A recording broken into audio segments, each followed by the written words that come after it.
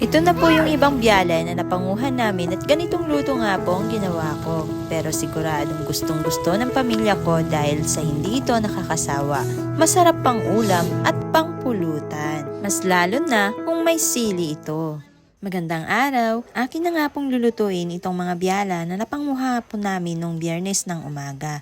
At ito na mga aking panganay na anak ay abala sa paggawa ng kanyang PowerPoint habang kumakain ng suha. At dahil kunti nga lang po yung malalaki kaya dinagdagan na lang doon sa ibinukod ng aking bayaw dati na maliliit. Tapos po yan yung aking biyanang lalaki abala sa pagkukumpuni. Namimili pa nga po yung aking bayaw sa mga idadagdag niya dito sa aking lulutuin ngayon na biyala. Tapos itong aking pangalawang anak ay nanghiram na lang din ng laptop para gumawa ng kanyang project. Tapos ako naman eto nilagyan na ng tubig itong kawali kung saan ko pa kukulo itong mga paros. Pakukuluan ko lang po mga kabukid itong mga biyala para mag-open ang kanilang mga shell. At dito po ako sa pugon magluluto. Ito yung lutuan na di ka mahusukan. Napakaganda ng lutuang ito dahil hindi rin mangangamoy usok ang mga niluluto mo dito. Habang hinihintay kong kumulo yung sinalang ko, umupo muna kami ni Bunso dito sa tabi ng lutuan. Mabilis lang kumulo ang isasalang mo dito dahil nga yung apoy ay hindi na nga lalabas at talagang direktang-direkta dun sa iyong niluluto. At pagkaraan nga po ng ilang minuto, eto tinignan ko na nga po yung aking pinakuluan kung nag-open na ba yung mga shell ng mga biyala. At eto nga mga kabukid, pwede na nga itong hanguin. Kaya hinango ko na po muna at aking sinalang yung tapore. Tapos ipinasok ko na itong napakuloang biyala para matanggalan ko na ng shell.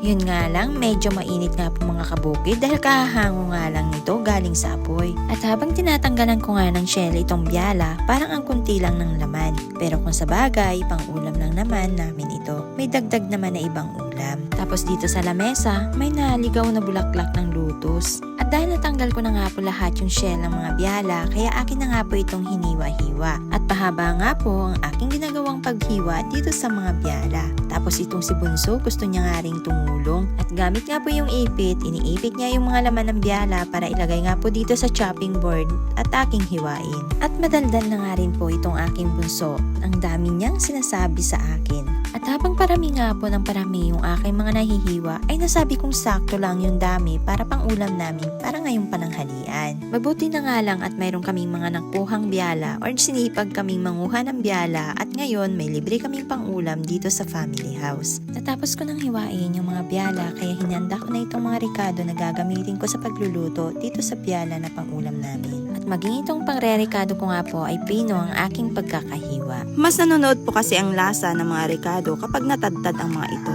Simpleng ulam na naman po tayo ngayon mga kabukid. Sa ganitong panahon nga lang po, kung mababa ang tubig doon sa aming mga kinukuhanan, ay saka lang kami nakakakuha. Mahirap din kasi manguha kung malalim po ang tubig. Mas lalo na at sa putik na kabaon itong mga biyala. At nangunguha lang din kami ng biyala kung nataon na walang trabaho sa bukid. Pero may panahon din po na natutuyuan yung alat na ito na pinagkukuhanan namin. Mas lalo na kapag sobrang init na ang panahon dito sa amin. At akin na pong igigisa yung biyala kaya ginatungan ko na ulit itong pugon.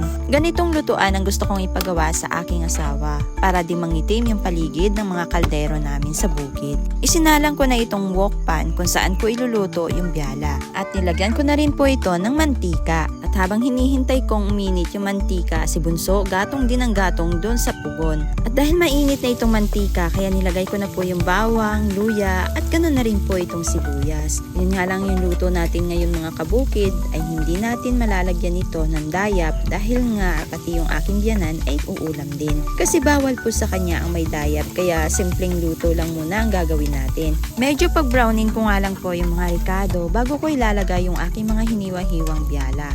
Hindi ko nga din ito malalagyan ng paminta dahil bawal sa aking biyanan. Hindi ko nga alam kung anong tawag dito sa aking luto ngayon. Kasi para siyang sisig mga kabukid. Yun nga lang, incomplete ang ricado. Kasi nga po, mayroong mga bawal na ricado sa aking biyanan. Pero kapag sa bukid po kami nagluluto ng ganitong biyala, ay talagang kompleto po ang ricado niya. Mayroong paminta, mayroong sili, at higit sa lahat, mayroon ding pang-asim yan na dayap. Di na nga po kami bumibili ng pang-aasim namin na kalamansi dahil maraming puno ng dayap sa bukid. Kaya libreng-libre ang pang-asim. Nilagyan ko po ito ng konting toyo para pampakulay. Kaya lang kunting-kunti lang talaga yung natira sa mga toyo nila dito sa bahay. Tapos nilagyan ko na rin ng betchin at ganun na rin po ng konting asin na siyang magiging pampaalat. Saglit ko nga lang po itong niluto. dahil dati naman na din itong nalaga. Kaya lang medyo patutuyuan natin yung kanyang sabaw para di naman siya maging matubig. At pwede na nga pong hanguin itong biyala kaya akin na tinanggal dito sa luto ang pugon. Tapos nagsandok na ako para makakain na rin kami ng pananghalian. Naglagay po ako dito sa mangkok ng para pang ulam namin. Lalagyan ko po ito ng paminta na durog at ganoon na rin po ng katas ng dayap. Tapos ito naman po yung dagdag na ulam namin. Niluto ng aking biyanang babae. Nabraw po na puso ng saging, nilagyan niya po ng dahon ng malunggay at ganoon na rin po ng kunting himbabao. Tapos ito pong unang sinandok ko ay nilagyan ko na nga po ng katas ng dayap at ganoon na rin po ng durog na paminta para nang sa ganon ay mas masarap siya. Tapos naglagay din po ako dito sa maliit na mangkok para dalhin din po sa kapitbahay. At nagpasalamat na nga po muna kami sa pagpapala sa amin ngayong oras na ito. At pagkatapos manalangin ng aking panganing na anak, kaya eto, kakain na po kami ng aming pananghalian dito sa family house. Masarap kumain, masalo na kapag ganitong sama-sama ang pamilya. At itong pangalawang anak ko nga ay hindi pa kumakain dahil abala pa nga rin siya sa paggawa ng kanyang mga project. Pag-graduating na kasi yan ng senior high mga kabukid, kaya yan sobrang abala niya ngayong araw na ito. At ako naman po mga kabukid ay kakain na nga rin at nagsandok na nga rin po ako ng aking ulam na sisig na biyala. Tapos nilagyan ko na rin ito ng kanin at sobrang sarap talaga mga kabukid. Hindi mo hihindian yung ganitong mga simpleng ulam dahil minsan nga lang kumakaulam ng ganito. Mas lalo na kapag busy kami sa bukid na mag-asikaso ng aming mga pananim na gulay. Hanggang dito na lang mga kabukid at maraming salamat sa inyong patuloy na panonood sa aking Buhay Bukid.